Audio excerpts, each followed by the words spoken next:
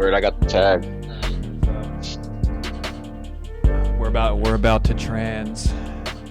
We're transing right now. Doesn't it feel good? Doesn't it feel good to trans in the community?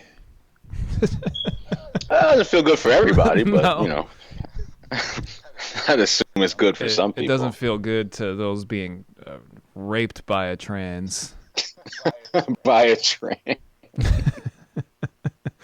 Let's see if we got sound. I think we got sound. I'm gonna check it right quick. Somebody let me know how the sound is sounding. Let us know if you can fucking hear us. That's what he really wanted to say. All right, I'm gonna turn you down. We got sound. I think we got sound. I'm gonna check it right quick. Somebody let. All right. Jesus. Sorry about that, guys. But we're here live, direct, in effect. What the fuck are we listening to? Number 2. And we're going to tell you what we're listening to. I think you're frozen a little bit. You still there, buddy?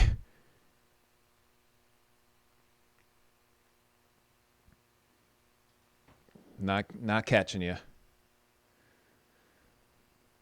Yo. I'm a fucking froze. Oh, there you go. All right, I'm back. Yeah, we got you. I hear Got you now. Got you. Word. Anyway, we're back for the last stream of the year before 2020 comes. Oh yeah, right. It is. It would be. So This is true. what's your prediction for 2020? Music wise. Like music that's out there, like Anything. mainstream. Whatever you're feeling. Well, you know, I got some shit going on. We got some shit going on. Honestly, I think this is gonna be one of the best years for hip hop. To be honest, one of the best years in a long time. Yeah. Just all around because I don't know. There's so many different energies that are out there. It's like we're finally finding some balance out there. It's not just all the trap shit or all the lyrical, you know, alternative hip hop shit. You got the hardcore shit. You got the fun stuff like your like Doja Cat and Tyga and them. And you got the serious dudes. Like, I don't know. I think this year is gonna be pretty dope, bro. I feel like there's a lot of people doing some dope shit moving forward. I agree. I think it's gonna be a good beginning to the decade. And yeah, whoever hasn't or doesn't know, I just dropped my long overdue project, Misery Love Company. Long overdue. So that's on my page. It's not on any streaming services. It's just for anybody who cares about what I've contributed, however small or big. I think that that's a really good way to do it too, bro. Like when you have that direct connection to whoever's going to be listening. Like if you want to listen to it, here's the link. If not, I'm not going to waste time and energy putting it on. Yeah, especially when you don't really care too much. Platforms. Right. I was watching the Ryan Leslie interview with Oh, you're frozen again. What the fuck is going on today?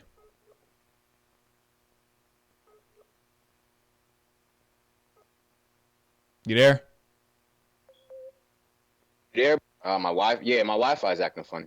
Yeah, you're back. So I was watching the Yeah, my wife is acting. I was watching the Ryan Leslie interview with the Breakfast Club, and he's doing pretty much the same thing. Like he sets up his I don't know. I forget if it's like a mailing list or it's something. Yeah. But it's like I watched that. only his fans get his music. Right.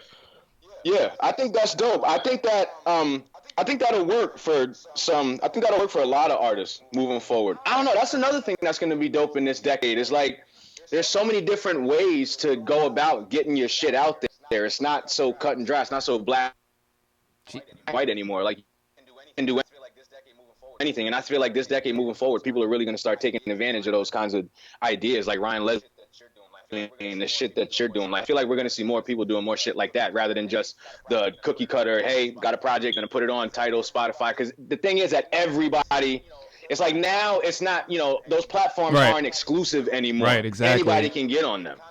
So it kind of muddies the water a little bit. Exactly what you're saying. Just of the sheer number of people who just get on Spotify now anymore. It's just oversaturated, just like everything else. And then once it's oversaturated, people are like, fuck this. I don't know where to go to like find what I want to find because there's just too many options. Yeah, I think you're correct with that. I believe so. I may or may not be. But yeah, I mean, like I said, I think this year is gonna be pretty dope, man. Like, you know who I'm big on these days. I can't stop listening to fucking Griselda. I want to see them blow, man. Nah, not Young and May. She's dope too, but I don't know, bro. It's a different feeling. Like when I talk about that feeling, I don't mean just lyrical East Coast rap. Like anybody could be lyrical on a DJ Premier beat. Like anybody can, really do that. But when I say that feeling, like the tingling in your butt. The feeling. No, not that feeling. Not that feeling. But I mean, like, fucking, like when you're watching somebody or when you're listening to shit. Because I came up on the Locks. The reason I like them so much is because I was living vicariously through that. I would never do. Never, ever do. It's like watching an action movie. You know what I mean? And it's like you had the good action movies back in the day. You had your face-offs. You had those shits. But then as time went on, that's when you started to get your Expendables and your Fast and the Furious and shit like that. And it's like, okay, it's action, but it's like, at what cost? What's the point? You know what I mean? So when I say that feeling, I mean like authentic, like there's a good story behind it. They're teaching you lessons. You can learn something from it, not just somebody, shooting shit up over a fucking Arab music beat. Like, I don't need to hear that. If you're just going to rap about shooting shit, I'm good. But if you're going to tell your story and shed light, I'm all for it, bro. To me, I gravitate more towards that than the commercial mainstream shit, man. And you would think, as square as I am, that I'd like the commercial shit or the more sure you can't identify with it? Because that's what people tell me all the time. Like whenever I speak about something that I don't like, a song that I don't like from like a quote unquote street artist, somebody is bound to just tell me, "Oh, that's because you can't relate." I'm like, shut up! You're so fucking dumb. Like, what does that have to do with it? Yeah, but here's the thing, though. Because here's the thing, though. Like, you got stone cold sober people out there that listen to fucking Young Thug and Future all day. Like, you can't relate to that. You don't know what it's like to pop a fucking Xanax. You barely even smoke weed, bro. So what do you mean? So if I can't relate to, Meek Mill or Dave East, then you can't relate to Future. Then neither one of us should be allowed to listen to or judge the music. The thing is, like, it only happens when you don't like something they like. Like, if you also liked that thing that they tell you can't relate to, they wouldn't say, "Oh, you like it, but you can't relate to it." They never say that. Right. Yeah, you don't get shunned because nobody says shit to me about the kind of music I listen to, and I listen to the most gutter, grimiest, dingiest East Coast shit. But I've never had somebody tell me, "Man, you can't listen to that shit. You can't relate." I've never had anybody tell me that. But let me say that such and such shit is, which is not for you. You can't say, like, man, it's not about it not being for me. If I don't like it, I don't fucking like it. Like, I don't need to relate to something to be able to judge it. Like, no, if I don't like the shit, I don't fucking like it. I don't want to listen to it. It is what it is. Right, that's because your skin color matches, so you automatically relate, no matter if... Oh yeah, I get the pass. Yeah, I automatically empathize with everybody. Yeah, no matter if your lives don't match at all. Yeah, off the bat. Because that's all that matters is skin color, Right. And I haven't listened to fucking Griselda. I've listened to maybe 2 songs ever, and you can't just listen to 2 songs. Like, you listen to 2 songs, that's all you're gonna be doing is listening to two rap songs. Like, you really have to engage and devote the time to appreciate it. You know what I'm saying? And if you're going into it looking for the Lock sound, you're not gonna find it because they are so much more dirty and dingier than the Locks ever were, bro. I don't blame anybody for not liking them. You know what I mean? If you don't fuck with them, you don't fuck with them. But for the guys like me that want to hear that shit, it's a breath of fresh air, bro. It's just a breath of fresh. Like I said, it made me actually want to rap, bro. I don't know. You know, and I don't mean like just get super lyrical. Nah, it just made me want to talk some shit and to say something and to make a statement. You know, and if these days, if you could get me to want to do that, then you're solid in my book, bro. I hear you. I don't know who makes me want to rap anymore. I guess Drake sometimes. Drake makes me want. Drake will get me in the mood to make dope music. Drake will get me in like a super creative mood. It depends on the kind of shit that depends on the day I'm having though, bro. Because there are days where I wake up and I can only listen to R&B. There's days I wake up and I can only listen to I'm talking about the Drake that you know when he starts to go in, not when he puts out one dance. Right. I'm not like now I want to rap. Drake. I watched his interview the other day, and it's actually a really good interview, bro. I like that Title is doing that with Rap Radar. Those interviews are pretty fucking good. But I watched the interview, then I listened to his catalog, and bro, Nothing Was the Same is better than Take Care, bro. Nothing Was the Same, better than Take Care.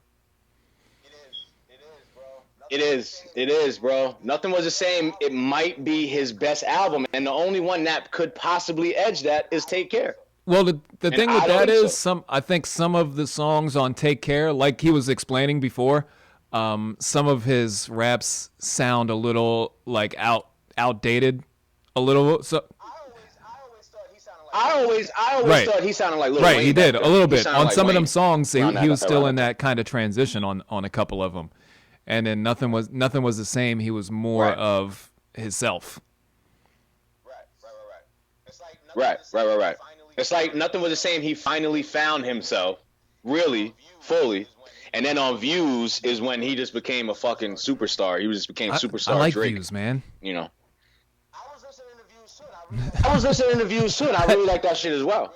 There's some really dope joints on super. there, bro. I think it's super underrated. It's the same thing with Kanye and Yeezus. People shit on it, and I'm like, it was a good album.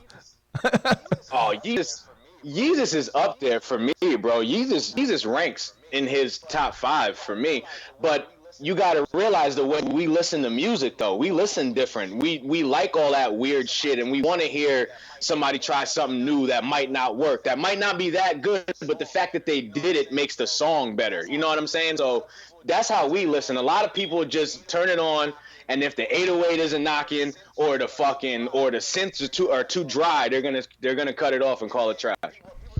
And what people don't realize is that Yeezus was a conscious effort to piss everybody off. Yeah, it was a whole rejection of.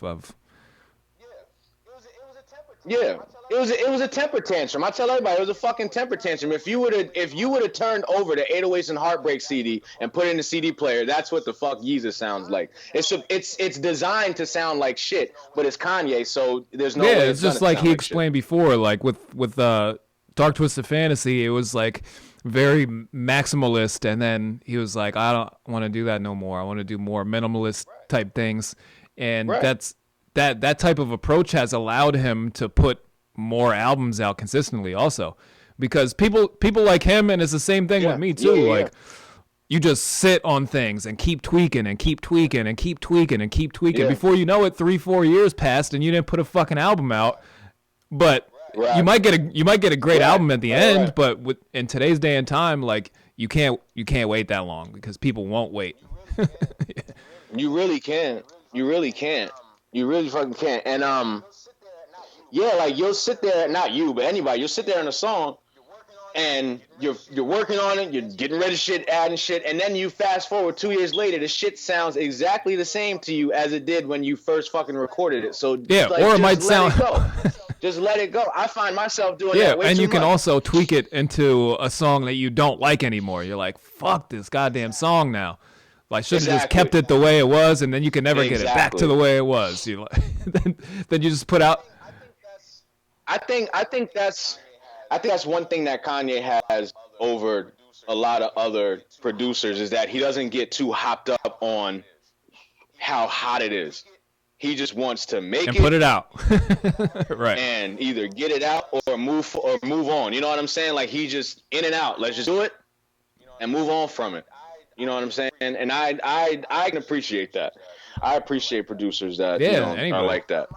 Cause I find myself stomping on songs with you, and I look at you, and then the look on your face is like, bro, just let it fucking go. Like, move on. You know what I mean? Sometimes. You know. I just like to let things rock, like, and then they land where they do, I guess, and then Right. you never know where it's gonna go until it gets there. Right. So who knows? What else was going on in the music world? Is it Drake? I don't know. I've been fucking ignoring everything. I've been on fucking airplane mode. since I Yeah. came Talk back. about what the fuck you were just doing out there.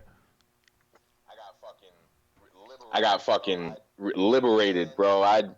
Man, being out there, like now it's like I've been going out there for 2 years now, working in the studio with my uncle and shit, and it's like now I'm finally starting to just feel comfortable.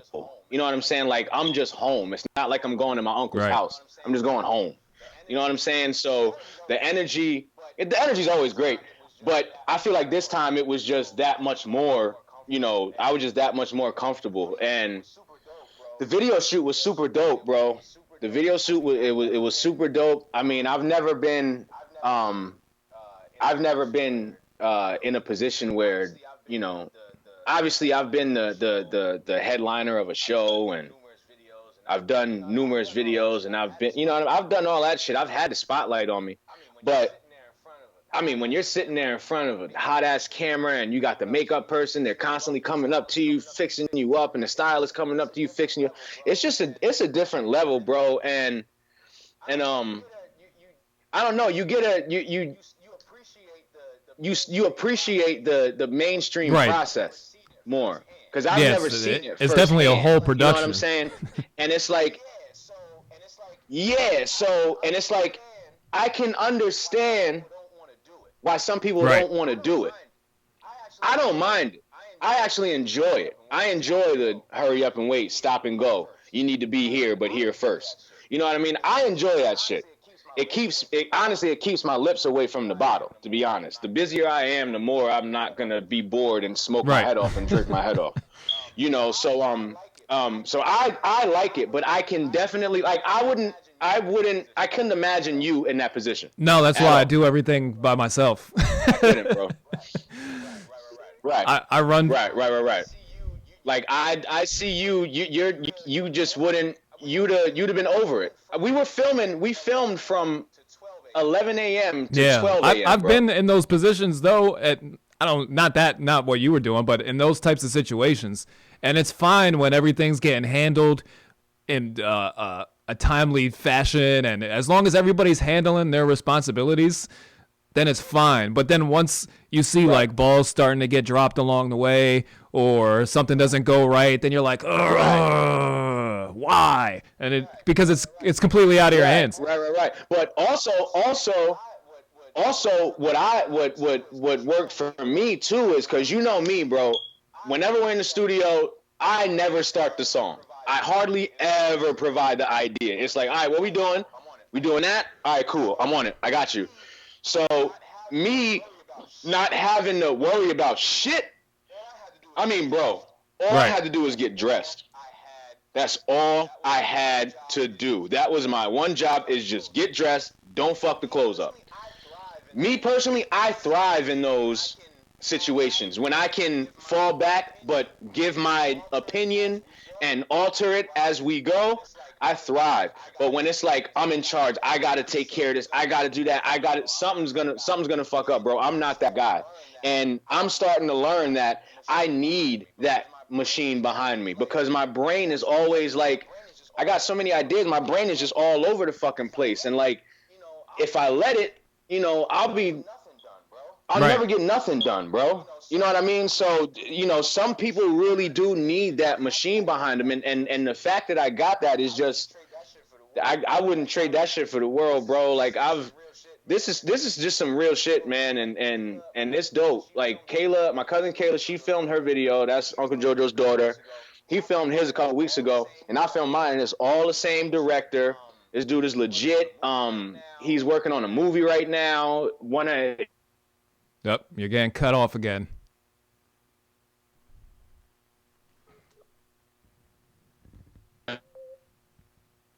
No. Yo. You back yet? I hear You there? Yeah. I hear you now. All right, we back. I don't know if you're back yet. I can hear you. I hear something.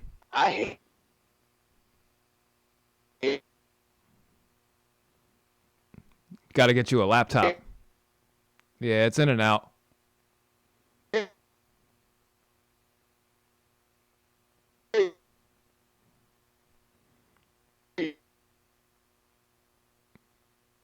You. Jesus Christ, what is going on here? You keep cutting out. I hear. Pause. I can't hear shit. All right, you back. Yeah, I hear you. yeah. Now you're there. Anyway, you were talking about Kayla and it got cut off. Oh yeah. And dude, yeah, the director movie. that's doing all our videos, like he's shooting. He's working on a movie right now.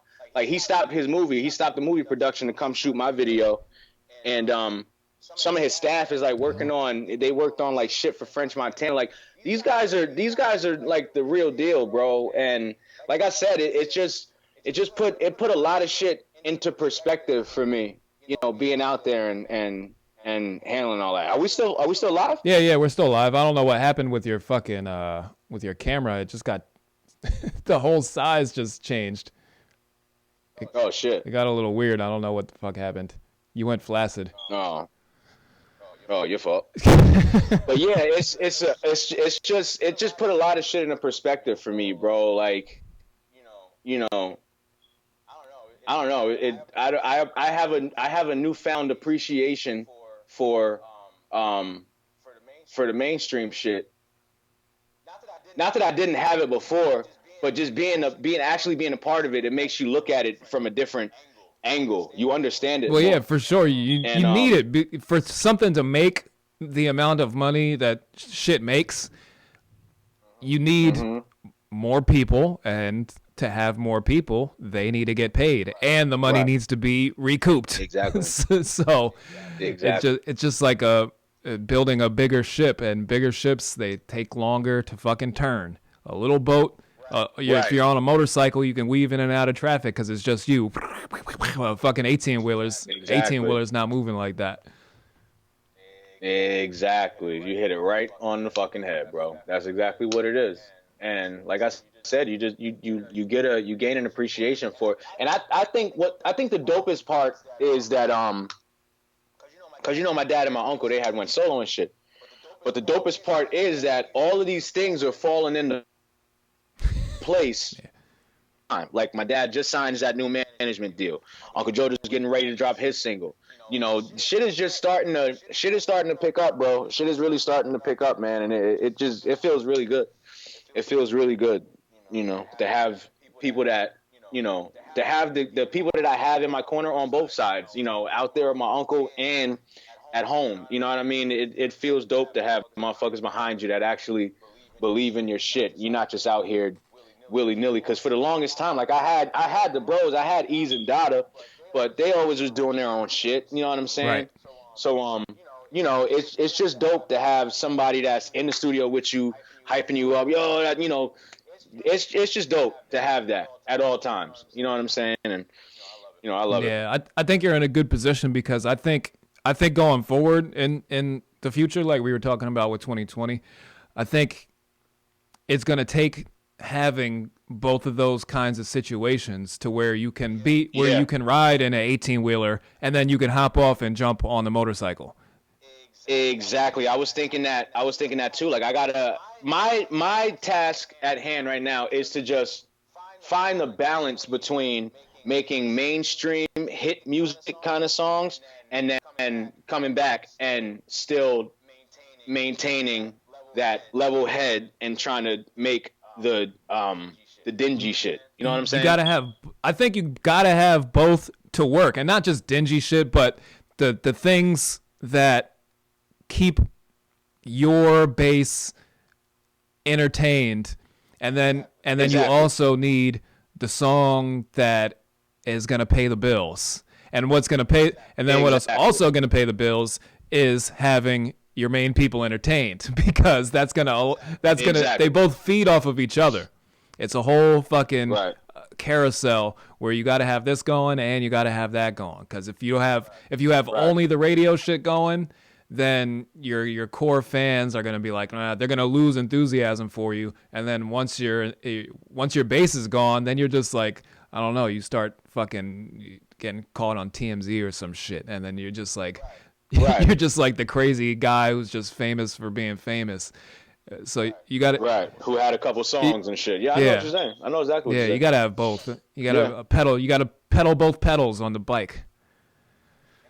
And I tell you what, the people that whoever's been listening to me all this time, shit that the joint that they're releasing for me, the joint that we're gonna release, there's some shit that I've never done. You heard the song. You've never heard me on no type shit like that. Like, not that I can't do it. Because, I wrote the whole shit, but it's like, I don't know. People, motherfuckers never heard me on no happy, let's have fun, let's go to a wedding, let's go to the park and, cook burgers on them dirty-ass grills. Nobody's heard me in that bag. Yeah, and I think it's good to, I don't know, I think it's a good thing to get, those things out of the way early so that the people who like your music don't get set into stone to where they don't accept you doing that type of shit. Exactly. And honestly, that's not, the single that we're gonna do, the single that's dropping is super commercial. But bro, if you hear the shit that I just did out there, I gotta redo it because I was mad congested. But like I said, it's just a different bag out there, bro. Like, it's a totally different zone. Feeling, I don't know. It's just different, bro. It's hard for me to put into words the feeling, and I love it, bro, because I get a chance I could do both. You know what I'm saying? I feel like not many artists. I feel like a lot of artists are on their own. Like, they have a team that supports whatever kind of music that they generally make. But then when it comes to the secondary shit that they want to make, people are a little iffy. Excuse me, I think I got it good because with Uncle Jojo and them, I got the hits. I write the I'll be on that type of shit, and I'd still be doing my rap shit over there too, obviously. But when I come back home, I don't know. It's like I'll make songs at home that they wouldn't like out there, but then I'll make songs out there that the people I work with at home necessarily wouldn't make. So it's like you get both sides, the direction I'm going, and I feel like it's dope because an album with both of those sounds clashing together would be crazy. Yeah, you got to do it, and just like they were saying in that Drake interview too. Like when wasn't it in the Drake interview where were they talking about? It might have been in the Joe Budden podcast where they were talking about it when artists moved to out to Cali. I think it was on Budden's podcast. When an artist moves out to Cali, they get worried because then all their music starts to sound like not how they were when they were at home, because they're used to like a dark, depressing place and it's fucking cold. And then they move out to Cali, they start making this fucking happy party shit, and you're like, what the? I didn't like that from you. So dead ass, bro. I found myself. I always think about that. Like, damn, like I really make two different types of music depending on where the fuck I'm at. Yeah. Because the shit that me and you do it sounds nothing like the shit that I'm doing out there. Yeah. Nothing like it, bro. At all. I think that's why I brought that sound when we and you went out there. I brought that sound to there because I live in that. I live in that zone. Exactly. And honestly, LA needs that darkness. They need it. They do need it. It is really happy over there. Yeah. Which is cool. But they need something. I was always thinking that type of shit, especially around the Lehigh Valley, just because of the geographics of this area. We're in a valley. Nobody thinks about this. We are surrounded by mountains. Right. No matter what direction you look, you see a wall that you can't just walk over. Like you're like, right. That is the limit to where I can go. Even though you can drive past it, but you're not going. You're not going to. Right. So people get stuck. I think that's why people get stuck and depressed here and fucking they hate it. It's just, you just feel enclosed because you are. See, but what's crazy is though, because I'm here in Maryland. I be in New York.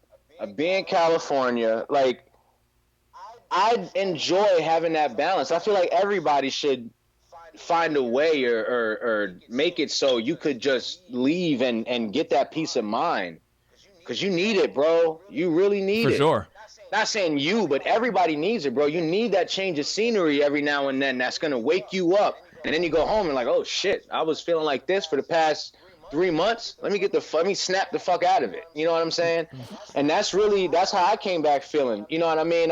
Every time I leave California, I feel a little bit more of my bitterness leaving my body. You know what I'm saying?